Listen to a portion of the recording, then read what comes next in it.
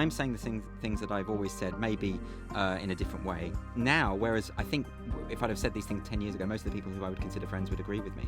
Now a lot of them don't. In fact, I've lost friends over doing this kind of thing. People have decided that I'm something I'm not, and they think because I'm attacking identity politics, I must have some far right leanings or something like that, and they imagine this sort of stuff about you, and that's very upsetting. Hello and welcome to Confessions. My name's Giles Fraser, and this is the podcast where we talk to interesting people and try and drill down into their core beliefs and work out what it is that makes them tick. And today with me, I'm very excited to say, we have Andrew Doyle, Hello. a.k.a. lots of other things as well. We'll talk about that in a minute. Okay. Andrew, who probably done more than anybody else to sort of explore the notion of woke and take the piss out of it. So we'll be talking about that. Yeah, a lot of people are angry about that. But that's part of the fun, I suppose. But you, you were often in a sort of behind pseudonyms, don't you? Yeah. I mean, you have you were exposed quite recently as Titania McGrath. Yeah, that's right. I prefer it. I prefer being behind a mask, to be honest. Yeah. Like, I was exposed by a website called Chortle that found out somehow that I was the person behind the character. But there was a real freedom to having the character and people not knowing it was me. I still do the character as I always did. It's just that now I get the abuse from people who hate the character And hate you too. directed at me. That's That's the only downside, really. But here, that's not the only. That's not the only. That's the only sort of face mask that you wear as well. There's Jonathan Pye as well. And, So I co-wrote Jonathan Pye for 3 years, so that's obviously another character that I was behind. And then there's even with my stand-up though, it's a persona that I'm performing on stage, even though it's my name and my face. It's actually really not me. Yeah. I don't know why. I guess I just prefer being behind, having that shield. I haven't really thought about it, to be honest, but it is a preference. Let's do the you before we do the masks. Fine, That's what I want to do. You'll probably be able to get down to the bottom of it. I just quite like to find out. So tell me to start with, give me your sort of where you grew up, mum and dad, family background. Give me a sense of what that was. Okay. I grew up in the Midlands. I was born in Sandwell. Lived in Warsaw for a time, which I believe you were in. My parents, I suppose I had a really generally normal background. I was sort of lower middle class, went to the local comp, as Catholic comp. And my parents were from a working class background. My dad was a printer. He left school at 15, 16 to become be apprentice as a printer. My mum was from Derry in Northern Ireland, very poor background. I often hear when she talks about, like sharing a bed with 3 of her sisters and stuff like that. I had nothing like, she had a proper sort of poorer background, whereas I, perfectly comfortable, perfectly fine, perfectly normal. I think it's really average, what I had. Roman Catholicism is around there. Well, I went to a convent school. I went to a convent school called Our Lady of Compassion. Then a Catholic secondary school, then a Catholic sixth form college, actually. So I didn't have any. And your mum's a Catholic. Oh, both my parents were Catholic. I was raised Catholic. I'm a Catholic. Yeah. So I didn't really have many non-Catholic friends till university. Right. So that's my background. Right. And my mother moved back to Northern Ireland. My parents broke up when I was a kid. So it was largely her when I was sort of post age of 11, and then she moved back to Derry, so that's where all her brothers and sisters and all my cousins. And what are the values you're picking up as a kid? Do you think that you're taking through into school? What sort of a young man were you? Child were you? I guess. That's a really interesting question. I never think about it. I think I was a bit. I always like to make people laugh. I think that's definitely true. In fact, one of my earliest memories, now I come to think about it, is when I was first year of primary school, like infant 1. Doing an assembly and doing something, and it was something to do with fiddling with the buttons on someone's shirt, but it made the audience laugh, and I remember getting a real buzz out of it, and I think that must have informed something, because I was always trying to make people laugh, and that went right through. Were you the school joker? Well, I was fat as well, so of course that. Were you? Yeah, so that makes it. I suppose I don't know. That's like a cliche, isn't it? But I was a larger kid, and I did try and make people laugh. I don't know why. I wouldn't like to analyse it. Yeah. But it's just that's probably to do with ego, isn't it? I would imagine. You have the power to make people laugh. It's a great thing to do, though, isn't it? I mean, it's like it's fun. But yeah, so I always used to do that. And studious as well. Is that right? Not really. Oh no. I think as a kid I was quite lazy, and also the school that I went to, I never really did homework or anything like that. I never really worked. the homework I did, I remember copying other people's maths homework in the break and stuff. And because the sort of school I went to, I mean, I've taught since in private schools where they are on you if a kid is behind in anything. They weren't really like that in my school. I'm not saying they were bad teachers or anything, but it just wasn't that culture. So you could get away, especially if you were bright, you could get away with very little, and that's quite bad. In fact, I almost got thrown out of sixth form because I wouldn't turn up before midday. I just wouldn't do that. And it got to the point where my drama teacher used to pick me up. She went out. I mean, she was a brilliant woman. She went out of her way to pick me up. And you didn't get chucked out for turning up. Well, I was the main part in the school play, you see. But I later learned that I was on the. They wanted to. The senior management wanted me out.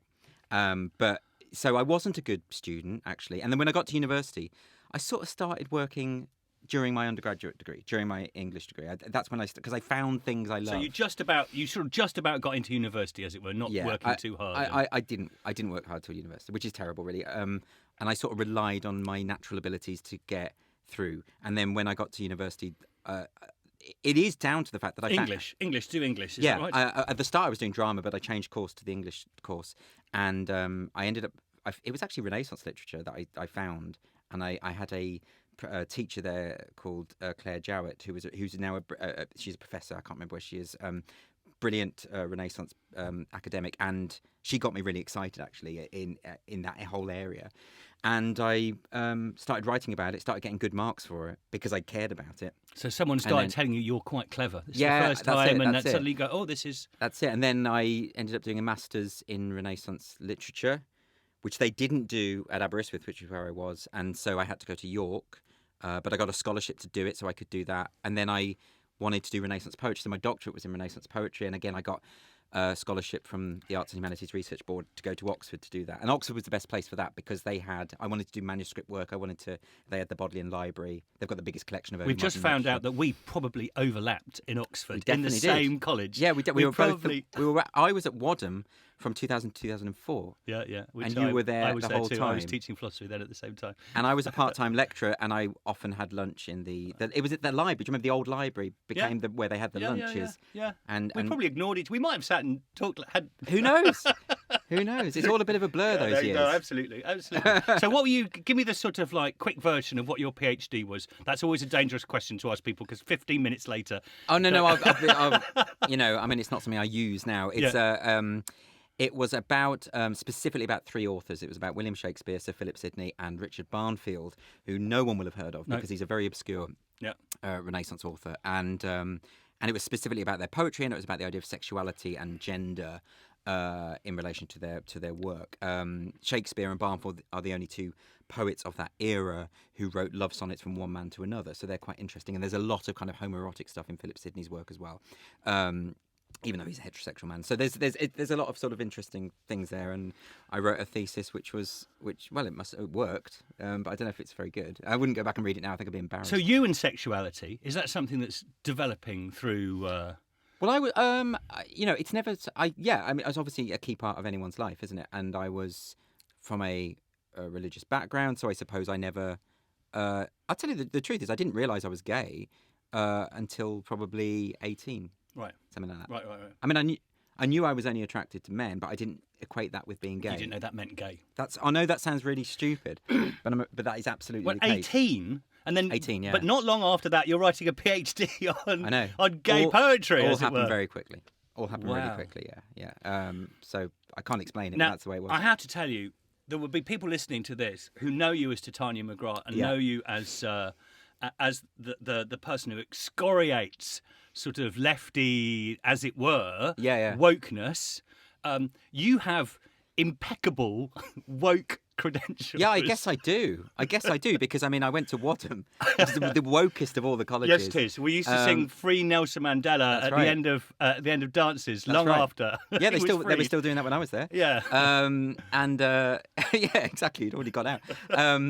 Yeah, I mean, my background is, I'm a lefty. I'm a gay man. I was immersed in that whole kind of post-structuralist stuff, Foucault and Derrida and all of that stuff, which I studied and taught, and of course all of that stuff is really the foundation of the current woke movement. Even though most people within the woke movement won't make that connection, but that's definitely where it's come from. We'll come to that because that's a really interesting sort of structural thing. But at the same time as you're doing this your academic work. Yeah. Your comedy stuff is that beginning to develop? Are you starting? I was writing sketches, and I wrote some sketches for News Review, for instance, which is a sort of satirical show in London. I was writing plays from an early age. I was writing plays from the age of 18 when I was at university, from my first year of university, comedic or otherwise. And so I was always doing that. I started stand-up, though, later. It was when I'd finished my doctorate. I moved to London. And I was living with an elderly woman called Angela, who became a very good friend of mine. And she'd let me stay there for free because she'd seen one of my plays, and she said, "Well, come and stay with me." And then I became a teacher because I had no money, and I needed to do. That was the only thing I thought I was qualified for. Stand up must be just like the first time you did stand up. Well, I was doing stand up while I was teaching, which is never a good thing either. Like, you get the kids googling me, and they'd come in with reviews printed out, and of course some of the quotations of my stand up out of context. In fact, one of the head mistresses I worked for got complaints from parents because they'd Googled me and they said, "Were you aware before you hired him?" Did your act have a particular sort of style or? It was.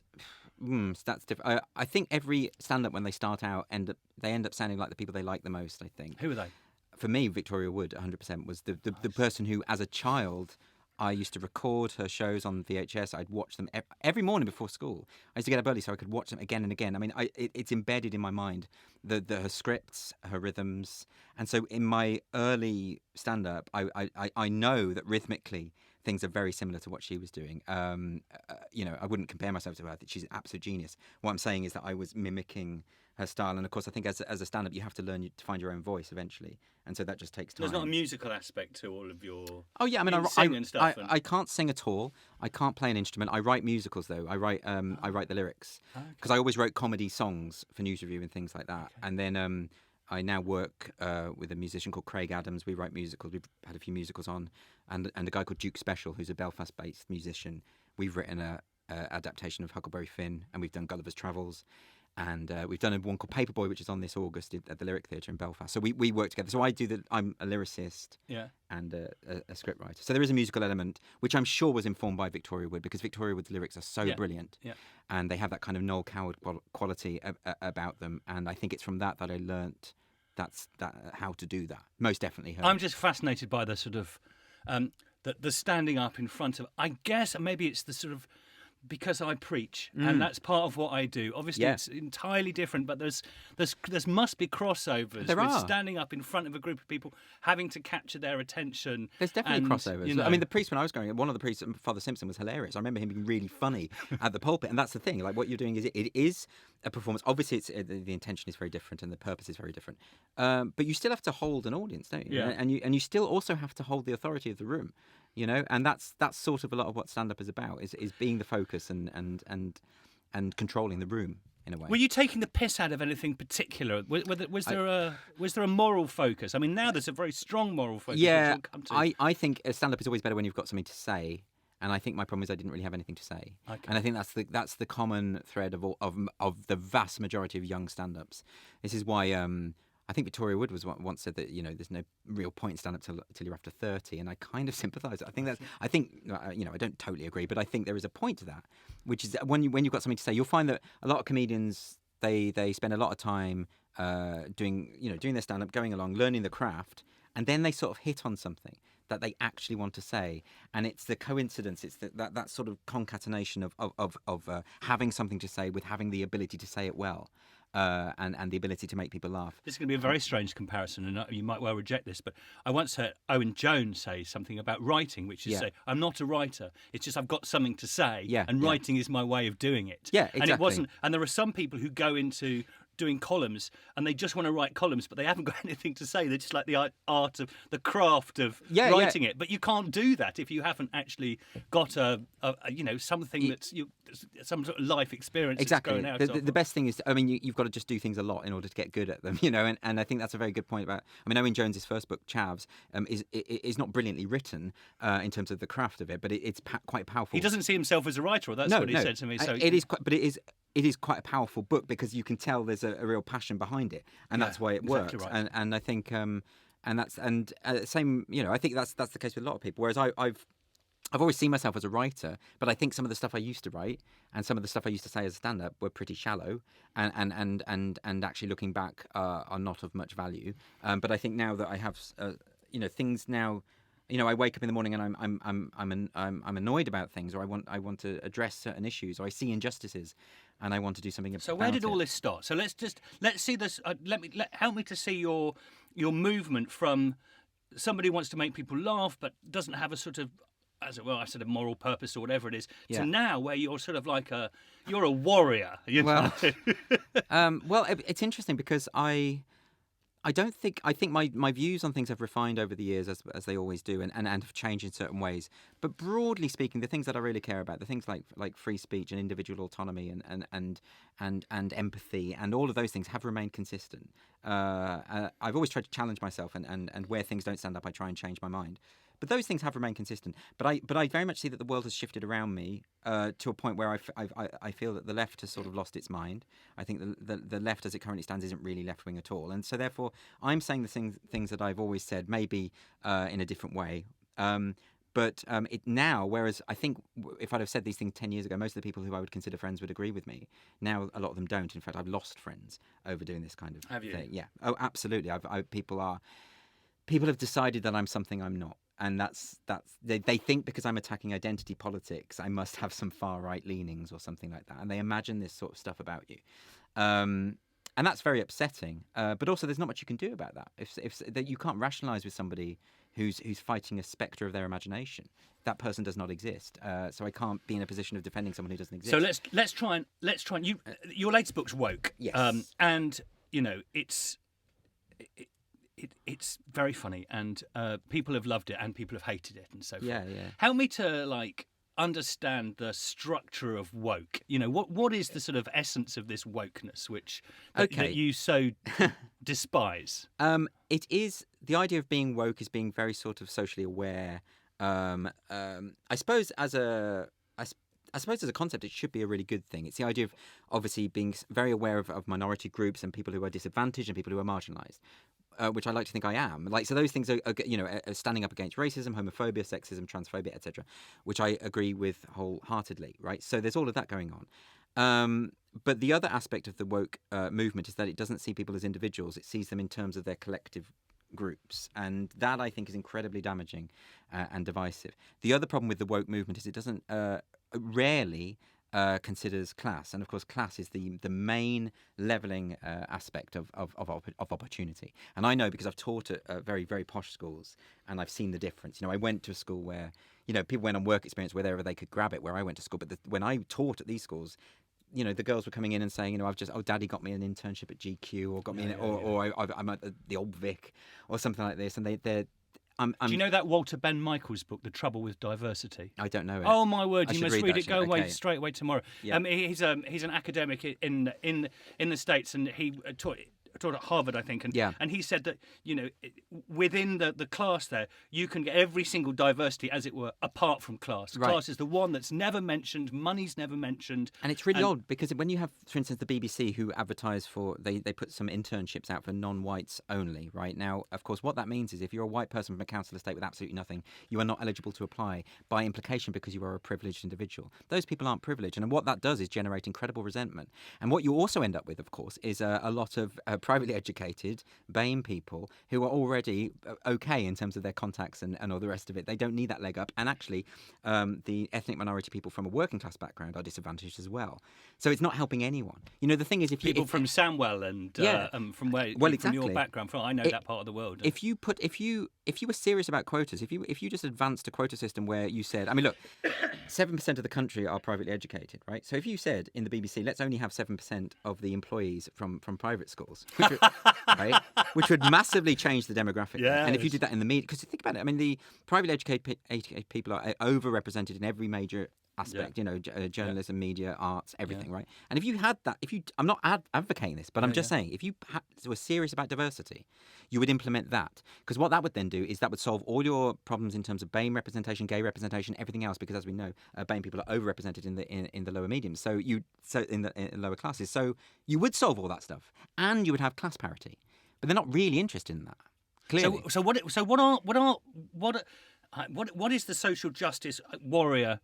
It used to be called political correctness, didn't it? It's not Yeah, called that so much anymore. Well, I don't use the phrase political correctness because I always associate political correctness with that sort of 1980s movement of saying, look, can we not call people faggots anymore? Can we not, can we not be rude to people anymore? This is good. That's This exactly, is a good thing. I This think is a good thing. I think it's a great thing. I'm all for decorum and politeness. In fact, I think it's really, really key. And that's why political correctness is probably the right term, but I don't use it because then you get people saying, oh, you're one of these PC god mad people. Yes. Which I'm not, because if PC just means politeness, as say Yasmin Alibi Brown says in her book, she says that it's just politeness. If that's the case, then I agree with political correctness. I don't think that's what it is really now. I think what it is now is a means to police what people say beyond just politeness. It's to do with ideology, thinking the right way. Now you have people being investigated by the police for disagreeing with people's views on trans issues, for instance. That should never happen in a free society. We should be able to have the discussions, and people should be able to disagree politely. But there's something even more corrupting about woke. I wonder whether it's something about self-righteousness. Yeah, it is. Yeah. And self-righteousness. I mean, self-righteousness is first of all the thing that people have quite rightly taken the piss out of for years. It's where you take the piss out of the priest and the church, because self-righteousness is something. But the new self-righteousness isn't religion. The new self-righteousness is some of the area that you're talking about. But it is a religion, isn't it? It is a religion because these people don't think they don't accept. They're not reasonable. You can't rationalize. They have a worldview and they have that terrifying certainty that comes with religious zealotry. And I really worry about that. And the other thing is, of course, it's such a bourgeois movement. So the vast majority of people who you see writing articles in The Guardian, etc., about this kind of thing, or advancing this, most of them are privately educated and have this sort of background, and yet they are bleating on about how victimized they are. Now, that to me is hilarious. That's why I talk about it, because I think it's really fun. That's why Titania is from a really rich background. She went to private school. She lives in Kensington. She's got another house in the Cotswolds. Oh, is that right? Now, you've brought in a picture. You've brought in an oil painting of Titania. So this is the. I had this commission because this.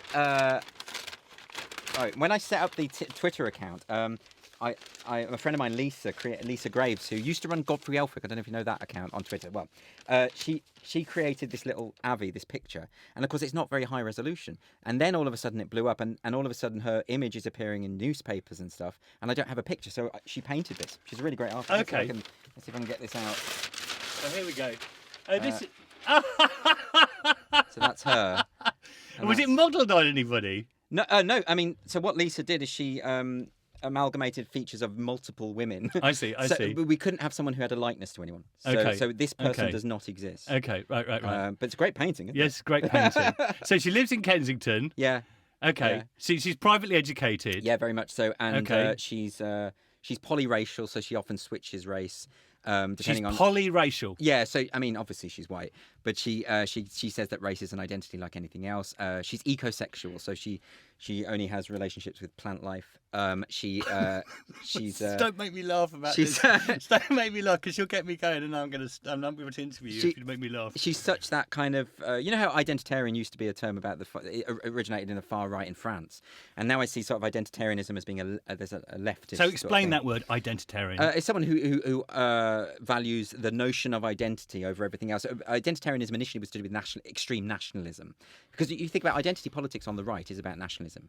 And I oppose identity politics on the right and the left. I think on the right it takes the form of this kind of xenophobic, jingoistic nationalism, and on the left it takes the form of this kind of. So if I describe myself as a Christian, I think Christianity is important to my identity. Yeah. Is that identity politics? No. Why is that not identity politics? Well, because I'm not suggesting that identity isn't important to people. I see.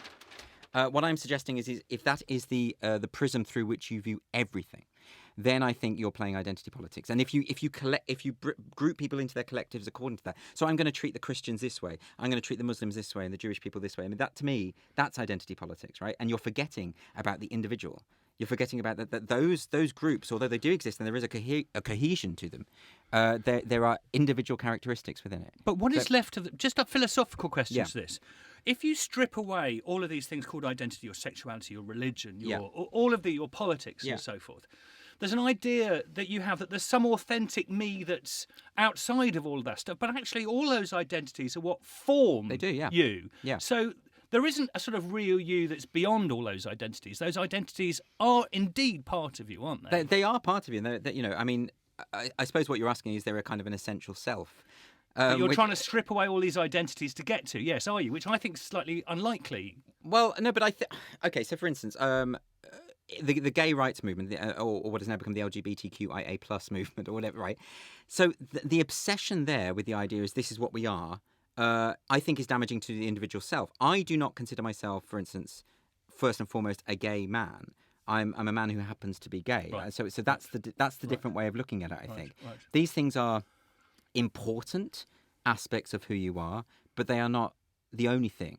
It's I mean, and the trouble with it is you start then seeing people and making assumptions about people.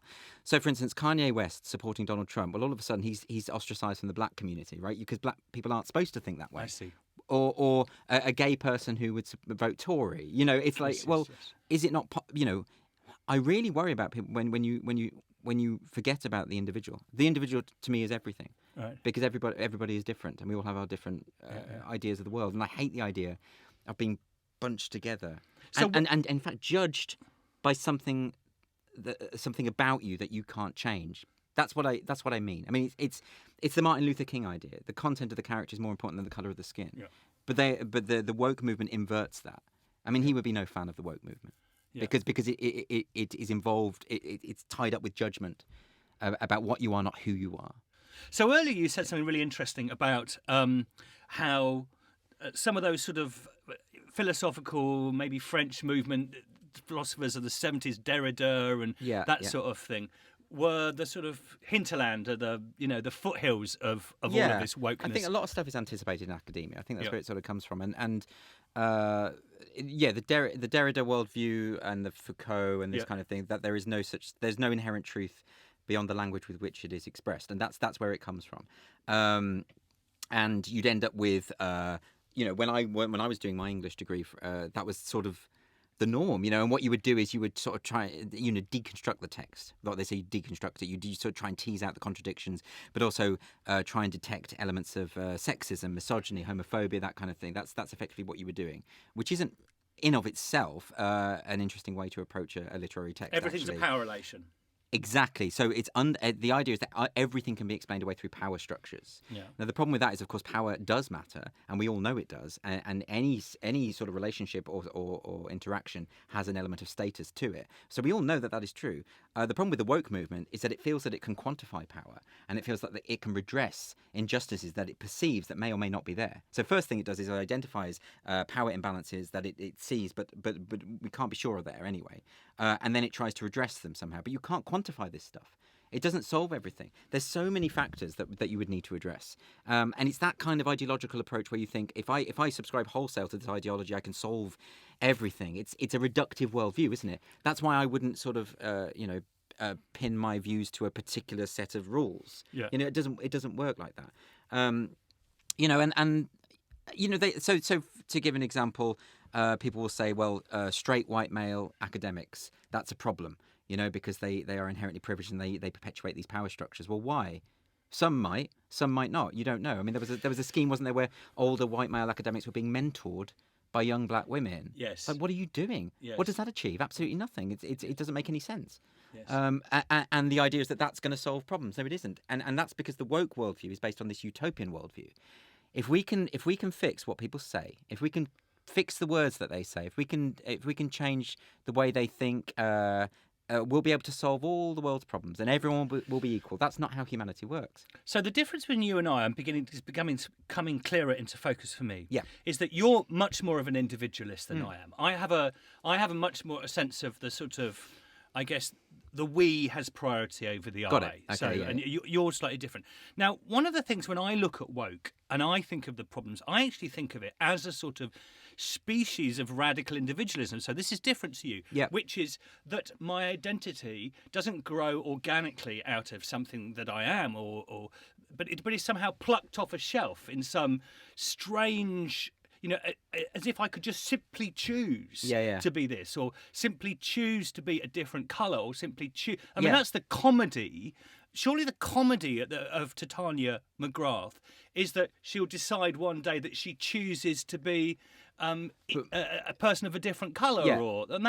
and that's the whole idea of the individual chooser Yes. as being at the heart of the political worldview. Yeah, isn't but it's it? not. It's actually incredibly conformist. I mean, it's because what the choice is based on is what way can I most maximise and capitalise on my victimhood. And so the choice is about, in her case, she'll choose to be a marginalised figure. She loves it. She can't get enough of it, even though she's got absolutely everything on a plate. And that to me is what's damaging about it. I mean, I read the Afua Hirsch book, British, and which is a book in which she, is basically making a case for her own victimhood.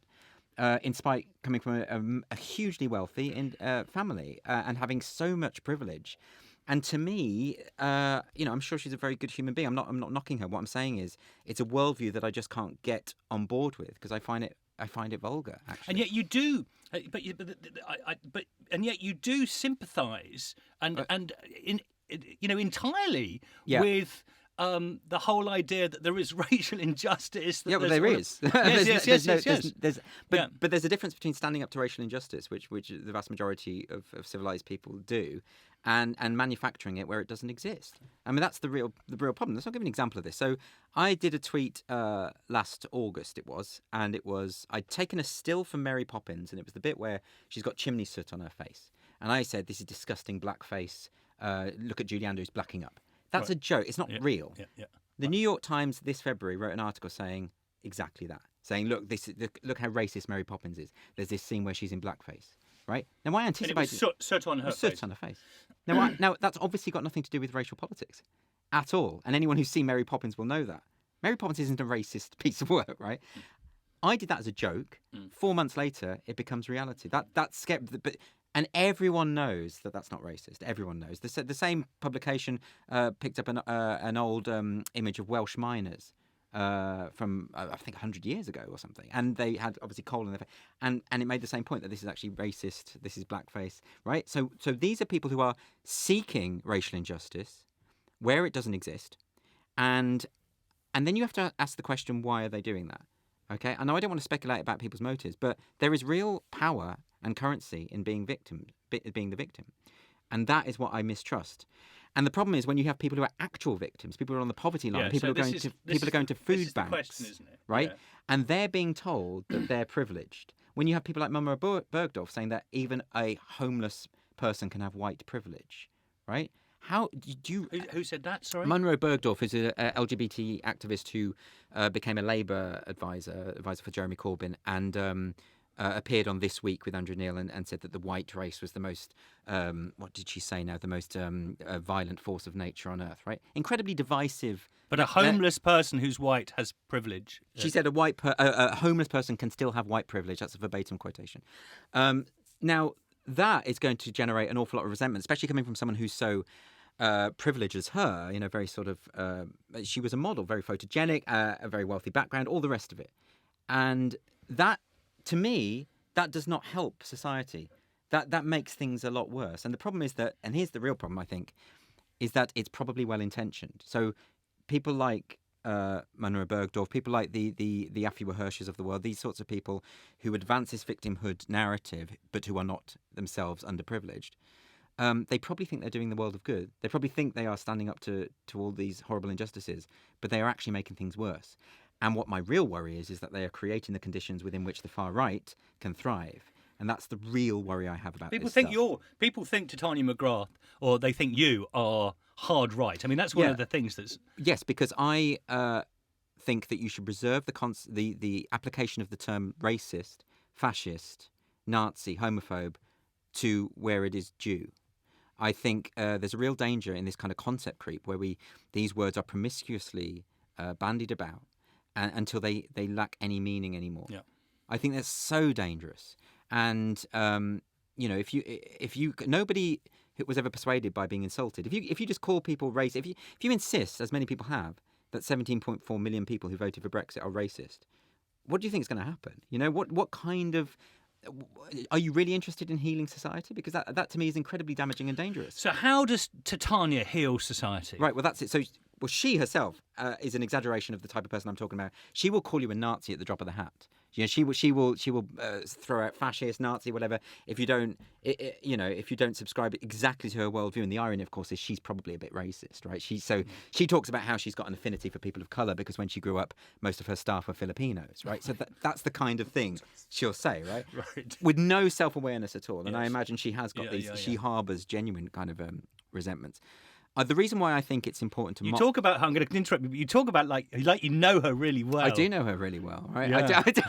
I do speak about her as though she's a different person. Yeah, it's like real. People listening to this like, who is this person? It's like, Yeah, you made her up. But I can't. When I write as her, I get into her mindset. I can't see her because she's just not me. Yes. But people would say that because I'm mocking it, I'm therefore endorse. You see, okay. So let me try and break it down like this. So you've got these people who do genuinely believe, and I do think they genuinely believe. They are the people on the front line. They are the people at Cable Street. They are the people who are standing up against fascists and racists. But a lot of these are imaginary fascists. They're fascists of their own creation. They're scrapping with ghosts.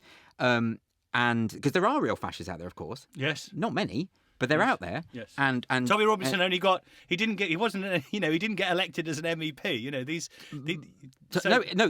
far right is a small movement, but they are growing, right? Yeah. So I'm not denying the reality of that.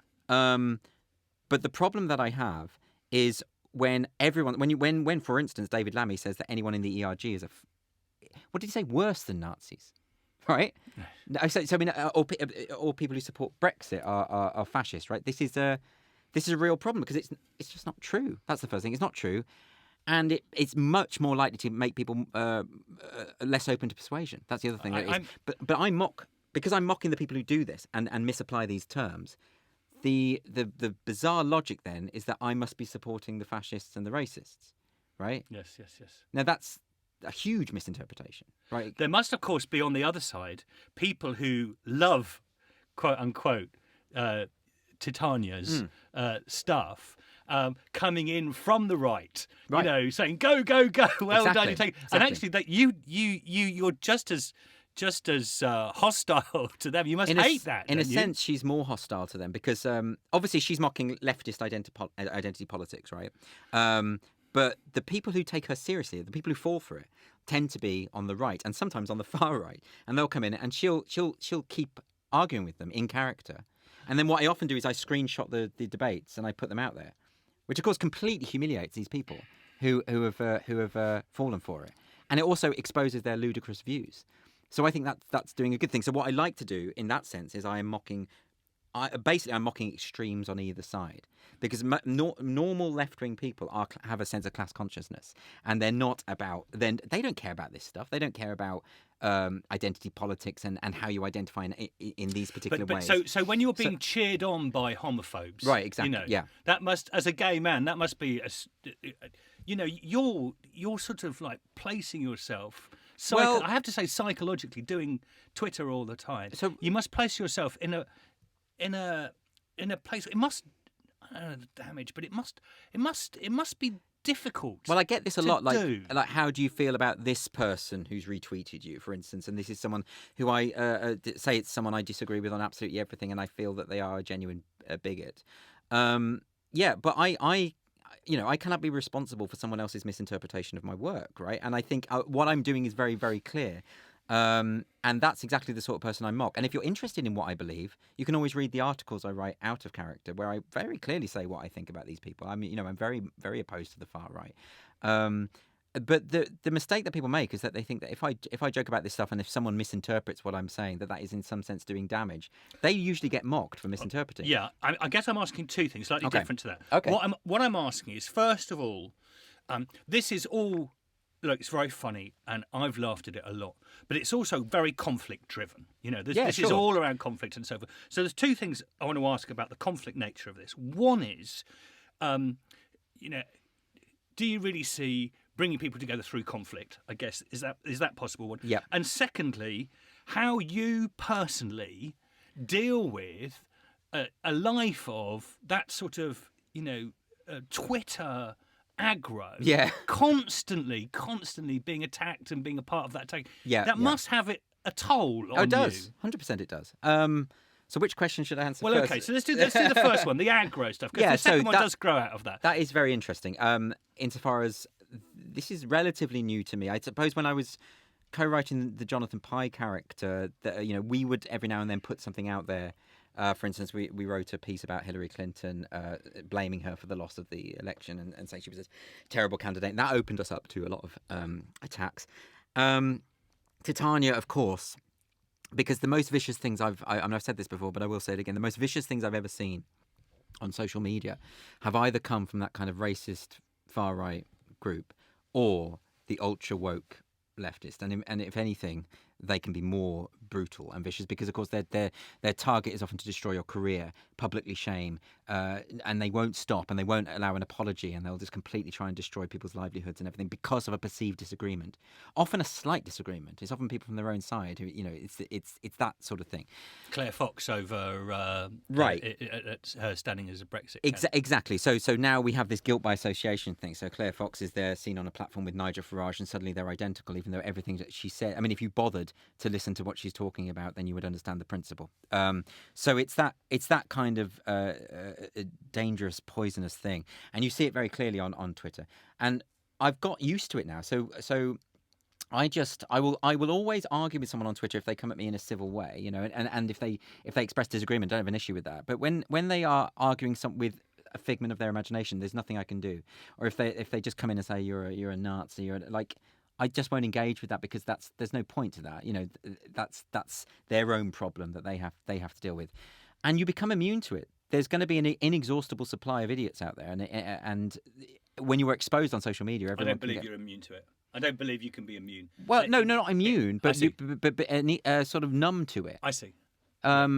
I think you have to. I think anyone who becomes has its cost. It must have a. Well, yeah, but you're a stand-up comic. I mean, any stand-up comic has to have a very thick skin. Yes. I mean, I teach stand-up comedy at the Soho Theatre, and one of the things I say to people is one of the first things I say is you've got to develop a thick skin, because whatever you do, there's going to be. If you do it well, people are going to hate what you do. Comedy is such a divisive thing. Yeah. If you are pleasing everyone as a comic, you're probably a very bland comic, right? So, and particularly with satire, right? Satire is designed to. I mean, that book. It's there to entertain some and annoy others, right? So it's going to be polarizing. People are going to, if they hate it, they really hate it. And then they hate you personally and they attack you personally. I'm having very, very personal attacks thrown my way. Of course, I don't like it. I'm a human being. None of us do. Yeah. But you have to have a thick skin. Otherwise, you shouldn't be in the game. I mean, I am responsible for putting myself out there. And if I can't take that, I shouldn't do that. Yeah. So I take responsibility for that. I'm not going to pretend that I don't have an emotional reaction to it. But I'm better at dealing with it now. I know. I understand why you're asking the question, but I think years of stand-up helps, because all of us as stand-up comics have bad gigs, and all of us have people go online and lay into us. I mean, that's just part of it. So you have to get used to it or get out of the business. And in terms of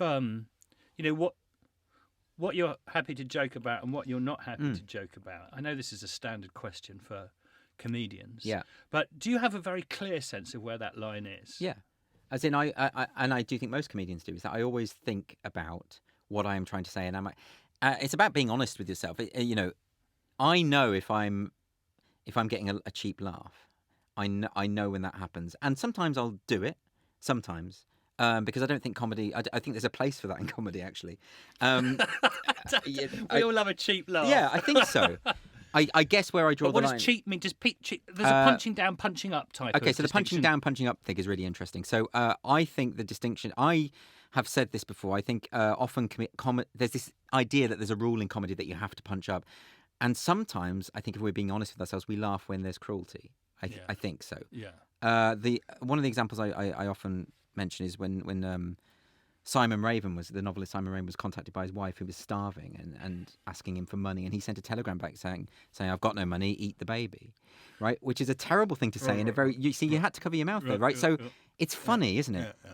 But that's a real woman with a real child who's struggling, right? So what I'm saying is, I don't, when I'm doing satirical work in my own head in terms of justifying it to myself, I only punch up. So the woke that attacking the woke movement is punching up because they are very powerful people. They have a lot of clout. They end careers. They hound people. They harass people. That right? I understand. I agree. And with the you. worst thing about them is they think they're the underdogs. Yes. And that's what makes them so powerful and difficult to undermine. So I do it through satire and comedy, right? So that's punching up. The misinterpretation of that is, oh, you're mocking gay people. Look at that. You've mocked gay people. No, I'm not. I'm mocking the paternalistic people who think they're looking out for all gay people and can speak on their behalf and be offended on their behalf. That's the target. Right, so that's clear. I shouldn't have to explain that. But the people who've hated it, I'm afraid, and I would say this, wouldn't I? But they have misinterpreted that basic thing. But the punching down. So but the punching down. The okay, punching go down on. is interesting because you said that sometimes you do it. We all do it. We do, and though, the thing don't we? about that is, absolutely. Yeah. But we also acknowledge that there's a moral problem with that. Yeah, there that is. That it's proximate to bullying. That's what. Yes, exactly. That's what I don't do. It is. That's what I don't so do, it is a form of bullying. So there is that moral problem with, like, the people who say I was only joking. Yeah, which is, absolutely. Which is bullies the world over say I was only joking. Yeah. So I don't do that, and I think any virtually every stand-up comic will go through this process of thinking, oh, can I justify that? Is that? I mean, ultimately, I think things like if you're a celebrity, if you're in the public eye, you're going to be fair game for comedians. That's what we do, right? We mock the people who are in power, right? So I do that. But would I make fun of, someone who is a victim, a genuine victim? No, I wouldn't. So in a way, the key thing in your work is to isolate the difference between those who are genuine victims and those who claim victimhood in order to express some sort of claim upon other people. But what I wouldn't do, that's my own standards that I set for myself. Yes. What I wouldn't do, which is I'm afraid what I think lots of comedians are doing, is saying, no, this is what you must do. You can't joke about this and you can't joke about that. I would defend anyone's right to joke about whatever they want to, even if it's cruel, because that's their choice. It's nothing to do with me. My view is that I won't do it. That's my standard that I set for myself. Well, why can't you, so just to be clear, why can't you challenge other people when they do that? Why do you feel... I can. I can critique and I can mock and I can everything, but what I won't do is impose it or attempt to impose it. You don't have any power to do that, so I mean that would only... Well, yeah, but some people do have power to impose it. For instance, if you read Kevin Hart's old tweets, get upset and make sure he doesn't work at the Oscars anymore. Then you are imposing something on someone which you had no right to do. What you had a right to do is say, no, this isn't. I don't like this, or complain, or attack, or whatever, or criticise. When you go to the police because of a joke, I mean, look, let's not forget that people really don't. They don't seem to be aware of the extent of this. I mean, people are routinely investigated by the police for jokes. People have served prison time for jokes they've posted on Facebook. Right? This really matters. And the jokes that I'm talking about, I don't like. I don't think they're fun. I mean, there's one guy, unemployed teenager. They're always the same. There's always unemployed teenagers, working class people, right? So they get in this case, he cut and paste a joke from a website called Sickopedia, and the idea of that website, as you can imagine, is sick jokes. And he did 3 months in prison for it. Now, I have a real problem with that. I don't think that means we're living in a free society if that can go on. The government has a hate crime website which talks explicitly about the notion of non-crime hate incidents, which they log and report, and those go into the statistics for hate crime. Okay, so this is not the hallmark of a free society. We have to resist that. We have the Electronic Communications Act 2003, which criminalises anything online that you post online that could be deemed to be offensive, which is such a nebulous, subjective thing. And whereas a lot of the cases are people saying awful things that I don't agree with and I don't like, my solution to that is to stand up against those people and critique and mock and all the rest of it. Once you get the state involved, that's my limit. I think getting the state involved or trying to harass someone and trying to make sure they can't work anymore, that's the distinction to me. I think comedy is such an extraordinary thing because on the one hand, we can have a conversation about it as a very serious business. Yeah. I know. Okay, which is the way of doing this. Should I be being funnier? No, but I sort of mean this. It's like sort of talking about sex, isn't it, really? Which is, it's in a way the most unsexy thing often to talk about sex. And it's very unfunny to talk about comedy, So people will... It's a very serious business and so forth. But there's a part of me talking to you, we're talking about all this, and I just want to laugh. Yeah, that's it. Well, that's the other thing about laughter and what people forget is, of course, it's an involuntary response, isn't it? There was an article in the Guardian, and the headline was, "If you laugh at Louis C.K. now, you are endorsing his worldview," as in you are tacitly agreeing with sexual misconduct. What a ridiculous thing to say. We laugh in spite of ourselves sometimes. I laugh at things that I know I shouldn't laugh at. Right, exactly, and that's part of human nature.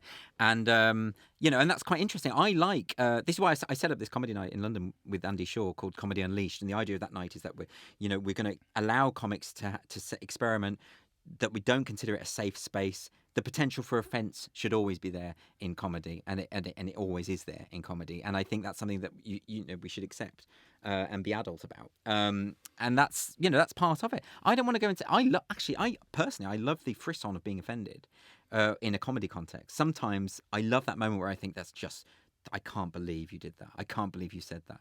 And you can pretend all you like that shock isn't a valuable comedic tool, but it really is. Because, I mean, jokes are based on surprise. Yes, that's right. And that's sometimes right. the comedian. I'm shamed at laughing at some of the things I'm laughed at. Though. Right, exactly. And it reminds you why you don't say those things in polite society. Yeah. Because it's the same. It's the cathartic thing with the Greeks, isn't it? You know, we depict this violence, or they didn't depict it, but they talked about it. They described it. You always had the messenger come on and describe how someone was brutally dismembered or whatever. And that purges. That's what catharsis means, isn't it? It's a purgatory. It purges the violent instincts within human nature, which do exist. So we have a similar thing with. So you're saying something. I mean, maybe in simple terms, you're saying something that we all sort of think, right, but we're too polite to say. But by saying it, you, as it were, open it out for some sort of observation and discussion, and well, you're laughing at it. In. You're laughing at it. The very fact that you're laughing at it is some kind of recognition that this isn't polite or acceptable. Yes. Right. So this is the mistake that people make. So when you castigate or attack like a group of rugby lads who sing terrible songs, misogynistic songs. But the reason they sing the songs is because they are being transgressive. It is an acknowledgement of the taboo. Yes. That's why the songs work for them. Yes. And if they actually endorsed the things that they're singing about, they wouldn't be singing it and laughing about it. Yes. And I know this sounds awful, but that is the transgressive. I mean, it's why. I mean, to be crude about something. A fart is still one of the funniest things that can ever happen. Right, okay. I mean, exactly. it is. Anything that punctures authority or pretension. Yes. And it's what you said earlier about, like, the priests are always in the old sort of old school farces. Of course. It's the authority figures being undermined. It's their trousers are falling down. Sex as well, right? Yes, so, yes. Yes. And so, and you're after the new priesthood. That's what I believe. I think that it just has all the hallmarks of a cult. Going back to the Foucauldian stuff, all the esoteric language. They have their own phrases. On the front cover of the book, you'll notice in very faint lettering are lots of phrases like lived experience, toxic masculinity. I can't say there's loads, problematic, oppression. You see all of these sort of stuff. Disenfranchised. And some of the language that they use, it's almost like a code that they're using. Now, we used to do the same thing when I was writing about Foucault and things like that. If you just use terms like hegemony, discourse, discursive, then it would elevate your marks. You'd tend to get better marks. In fact, my supervisor, it's ridiculous. Robin Robbins at Wadham, he said to me about, like, a lot of the publishers don't understand this stuff, so you just load it with jargon and they just publish it anyway, and that's that's sort of the way to get through. And you see the same, and some of the language that they use is quite dehumanizing. You'll notice that woke people talk about bodies. They talk about bodies a lot. But what about black bodies and this sort of weird dehumanizing erasure. You get this. I'm not talking about the band. They talk about, like, the why are you erasing this person's existence? You're not. You're speaking. You're arguing about something. But they use these kind of these terms that signal that you were in the club. You know the code. It's like knocking on the door and you know the password. And it also signals that you're good, much as with the Brexit case, much as voting Brexit became evil and voting to remain equals good. So this sort of very simplistic reduction of discourse, and I really worry about that. How long can you keep it all up? Well, I imagine it's quite a zeitgeisty thing. I mean, who knows? I think we're at the pinnacle of the tipping point of the culture war. So it depends which way it goes. I've always thought that the left, once they messed up so badly in the election of Donald Trump, when in that whole situation, I thought they would reflect and think, how can we change things? How can we do things better? And they didn't. They doubled down on everything. And made that's things a very worse. lefty type of criticism, doubling down. Yeah, but that is what they are doing. Yeah. And at every stage where I think, oh, you've just lost again. You've just lost again. Like, so the success of the Brexit Party. What do we have? We have whole swathes of the media just making things worse by saying, oh, it doesn't really count because if you add up all the other candidates, this mathematical prestidigitation they're doing where they're just kind of like bundle all the losers together and they didn't win. They didn't really win. Well, that's not going to work. Like, people aren't stupid. No. People have got the internet. And still you have people. I mean, I thought after the Brexit vote, maybe they'd stop saying, oh, yeah, well, anyone who voted Brexit is racist. No, that's still going on. It's getting worse as far as I can see. You know, this is... It's not helpful. And so what I'm hoping is the culture war will hopefully go the other way, where people will start to say, actually, this is going to excess. As I've said, I'm mocking the extremes. I will mock the extreme right. This is and as a extreme reductio ad absurdum. Yeah, exactly. Of the whole thing. That's the point of it, isn't it? Exactly. So this is happening. This is you are a reductio ad absurdum, trying to shine a light on this culture that you think is absurd. Literally absurd. Hopefully it helps that they can see the way that others perceive them.